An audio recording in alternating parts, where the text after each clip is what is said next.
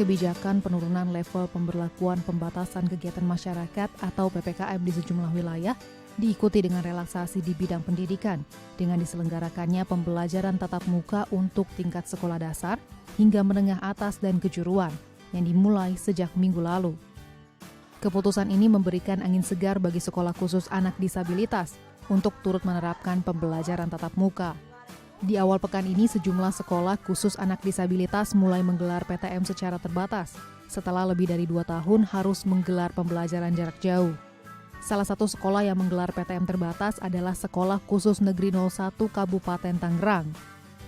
Protokol kesehatan pun dilakukan di tengah penerapan PTM terbatas di sekolah ini. Setiap siswa dan siswi yang datang wajib memakai masker dan melakukan pemeriksaan suhu tubuh terlebih dahulu. Kemudian mereka akan diarahkan untuk mencuci tangan dan namanya akan dicatat oleh guru yang berjaga di pintu masuk sekolah. Siswa-siswi yang masuk sekolah pun wajib menerapkan jaga jarak, baik di dalam maupun di luar kelas, dan tidak boleh berkerumun. Untuk pelaksanaan PTM pada pagi hari ini dan tadi ada 2 sesi ya, pagi dan siang, itu sesuai dengan protokol kesehatan.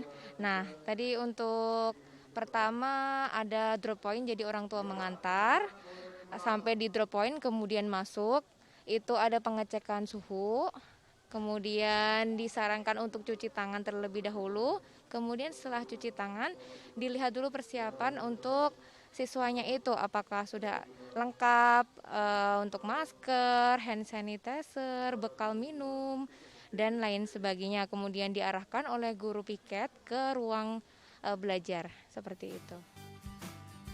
Sesuai dengan aturan pemerintah, pemberlakuan pembatasan jumlah murid di setiap kelas adalah sebesar 50%. Selain itu, sekolah ini juga menerapkan pembagian jadwal masuk sekolah dengan membagi 2 sesi pembelajaran di kelas. Siswa dan siswi yang melakukan PTM terbatas ini tentunya telah menerima persetujuan dari orang tua. Sebelum kita melaksanakan tatap muka ini juga kami membuat link persetujuan orang tua. Ya, apakah mereka setuju dengan tatap muka? Nah, dari hasil link kami yang diberikan kepada orang tua, 90% mereka mengikuti tatap muka, setuju dengan tatap muka dengan tata tertib yang kami buat. Ya, oleh karena itu persamaan persepsi antara kami dengan orang tua, dengan seluruh guru yang ada di sini sangat penting gitu, sehingga kami sebelum tatap muka ini kami mungkin hampir seminggu kita persiapan rapat-rapat dan sebagainya. Di hari pertama pembelajaran tatap muka secara terbatas, para orang tua sangat antusias mengantarkan anak-anaknya ke sekolah. Karena selama pembelajaran jarak jauh, orang tua kerap mengalami kesulitan dalam mendampingi anak belajar daring. Para orang tua juga tidak merasa cemas ataupun khawatir dalam melepas anaknya ke sekolah, meski masih dibayangi COVID-19. Saya malah senang sekolah anak-anak, jadi kalau di rumah itu kerepotan sekali, Pak. Yang artinya kan dia video call jangankan yang orang normal ya, orang normal aja susah video call, apalagi dia abnormal ibarat kata ya kan, jadi susah mau diajak video call. Kadang-kadang kalau ada ibu gurunya bilang selamat pagi Adel, kadang ngelihat sebentar pergi lagi, ngelihat sebentar pergi lagi, gimana dia mau pinter ya kan, sementara anak itu harus memang benar-benar khusus, dia harus diarahkan seperti itu. Kalau dia secara kamera kan nggak bisa, Pak, susah. Ya takut mah takut, ada takutnya aja, tapi ya kita terserah sama yang kuasa aja.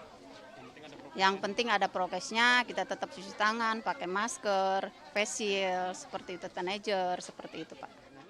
Ya alhamdulillah sih Mas ya, dengan adanya PTM ini, anak-anak bisa sekolah kembali, bisa belajar kembali di sekolah. Jadi biar tidak jenuh juga di rumah gitu, Mas.